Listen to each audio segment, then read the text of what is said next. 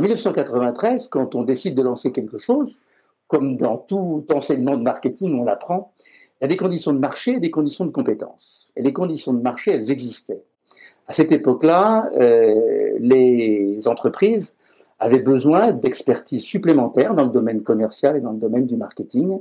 Et donc, il y avait un appel du marché, c'est la première raison. Et puis, du côté de l'IAE, il y avait des compétences. Il y avait des professeurs qui étaient très déterminés dans le marketing.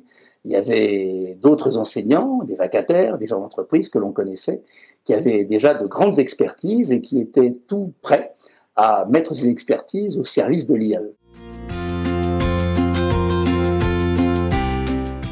Donc, avant d'intégrer l'IAE de Paris, le master, j'avais fait une maîtrise de sciences de gestion, donc pendant 2 ans à l'IAE de Toulouse. Et en fait, j'avais suivi cette maîtrise de sciences de gestion par une année de césure, d'une année donc en réalisant 2 stages chez Nestlé et Mélita. Et ensuite, j'ai intégré le master. Une formation Bac+3 marketing, suivie d'un cursus à l'EM Lyon et terminé par DESS à l'IAE Sorbonne.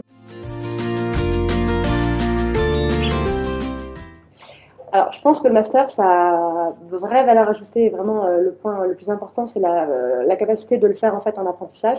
Donc, non seulement on a des apprentissages qui sont académiques, mais en plus de ça, en fait, en sortant du master, on a vraiment une année d'expérience professionnelle. Après, d'un point de vue plus personnel, je dirais que ça m'a fait grandir. Ça m'a fait travailler en équipe. On travaille beaucoup en équipe au cours de ce DESS et c'est très, très important. Le deuxième point, c'est l'alliance du master, du commercial et du marketing. Ça évite, je pense, d'avoir une formation trop axée marketing. Et du coup, ça ouvre vraiment des portes derrière pour avoir des types de business un peu plus axés sur le commercial, sur la gestion notamment de grands comptes. Alors, à la sortie de l'IAE, en fait, j'étais déjà rentrée chez LVMH au sein de leur filiale Moët & Cie, donc de vins spiritueux, en France, où j'avais fait en fait mon apprentissage. Donc, à la suite de l'apprentissage, je suis partie en VIE à New York, donc sur la filiale locale, pour m'occuper en fait d'Annecy sur le marché américain.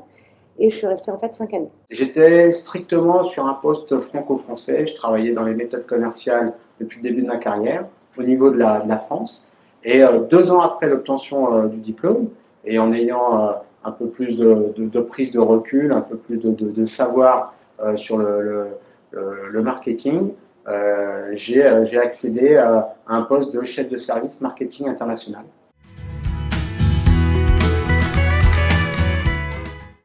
Mon poste actuel, donc je suis sorti du marketing, je suis revenu à quelque chose de plus opérationnel, mais cette fois à l'international.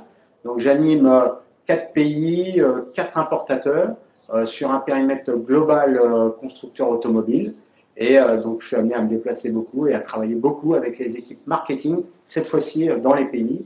Donc aujourd'hui, je suis au sein de la société des produits Marnier-L'Apostole, en fait, qui est plus connue pour son produit Grand Marnier, qui est commercialisé dans l'ensemble des pays du monde. J'ai intégré cette entreprise il y a 4 ans. Au début, en tant qu'area manager, je m'occupais de l'Europe du Nord.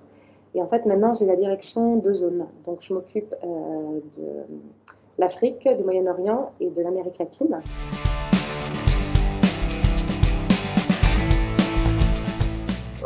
Prise de recul, vision, travail d'équipe. Quelques mots à retenir.